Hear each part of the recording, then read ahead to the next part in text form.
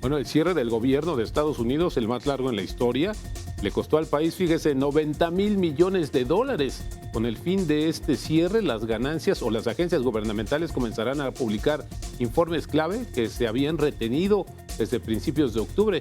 Vamos a conversar sobre este tema con Jorge Gordillo, director de Análisis Económico. ¿Cómo estás, Jorge? Bienvenido, muy buenas tardes. Bueno, buenas tardes.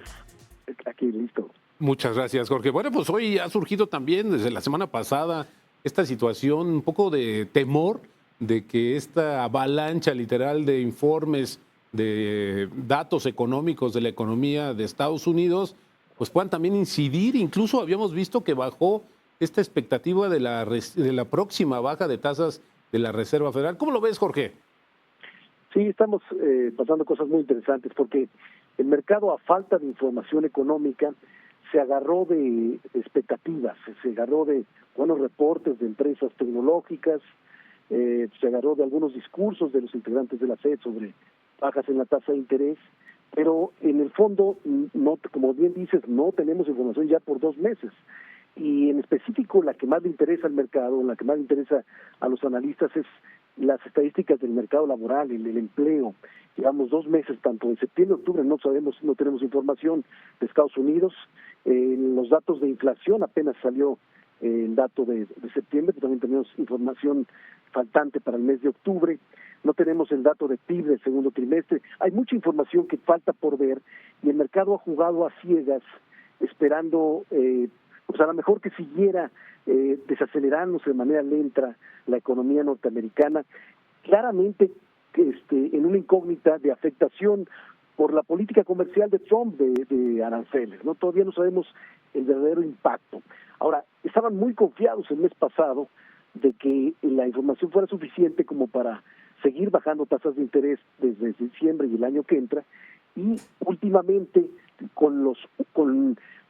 ya a la antesala de tener ya más información económica y los últimos reportes del presidente de la FED, de la Reserva Federal y algunos otros funcionarios, están haciendo dudar al mercado y a los analistas de que a lo mejor no va a ser tan clara las siguientes bajas, a lo mejor puede haber alguna pausa, y esto es lo que está provocando mucha volatilidad y nerviosismo en el mercado.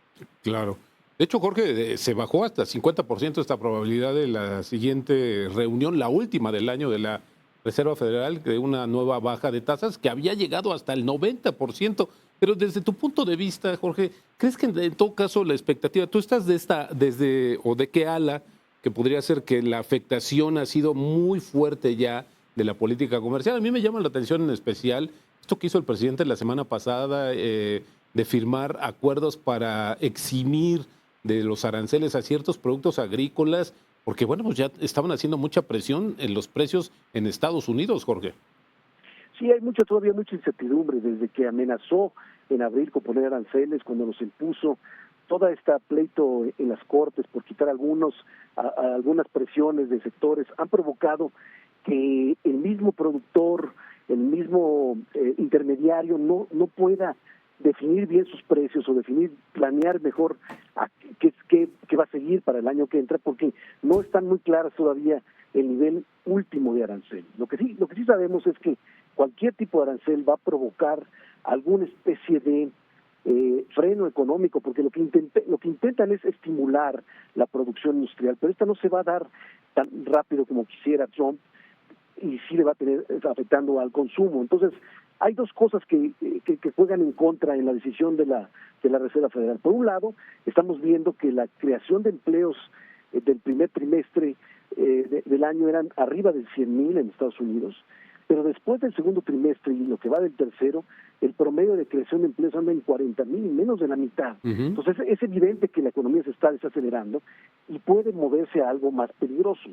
Pero por el otro lado, normalmente cuando la economía se enfría, también se enfrían los precios, se enfría la inflación, y esto no está pasando porque la misma preocupación e incertidumbre de los aranceles ha provocado que estemos viendo alguna burbuja de aumentos en precios que juegan al revés. Entonces, la Reserva Federal está en ese camino de saber a qué le va a dar más importancia, a controlar los precios o a fomentar una mayor, que no se le vaya la demanda en el mercado laboral. Claro.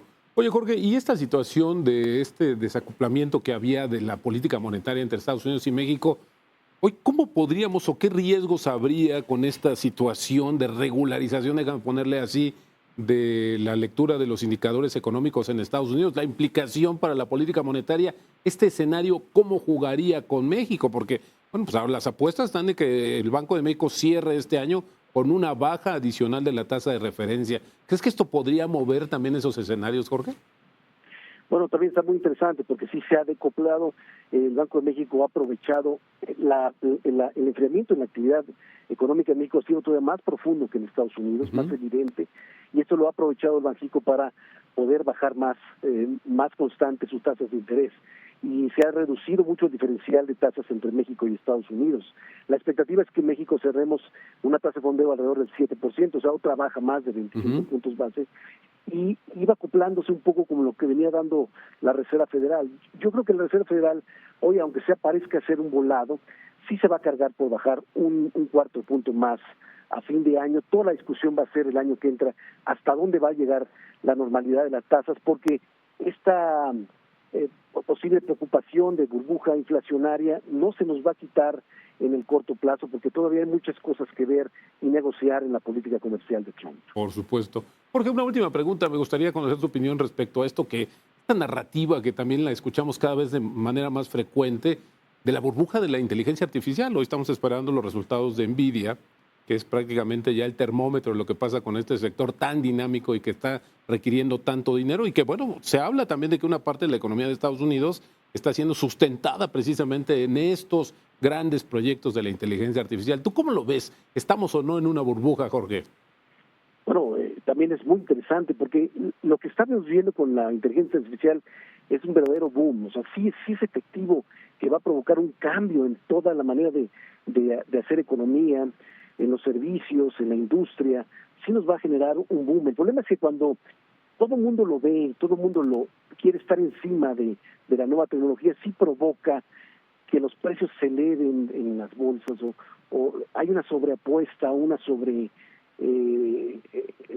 optimismo sobre lo que está sucediendo en este cambio. Entonces sí puede ser que se genere una burbuja y provoque alguna descomposición o alguna decepción en los mercados o en los empresarios en los siguientes años, pero la realidad es que sí se está caminando en esa dirección.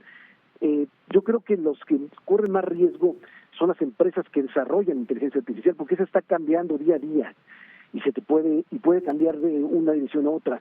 Pero las empresas que están en el ecosistema de la inteligencia artificial, o sea, que se ven beneficiadas de ello, yo creo que de todas vamos a ver todavía un boom más fuerte en los siguientes meses. Por supuesto. Jorge Gordillo, director de Análisis Económico, muchas gracias, muy buena tarde. No, gracias a ti, Roberto, que estás muy bien. Gracias.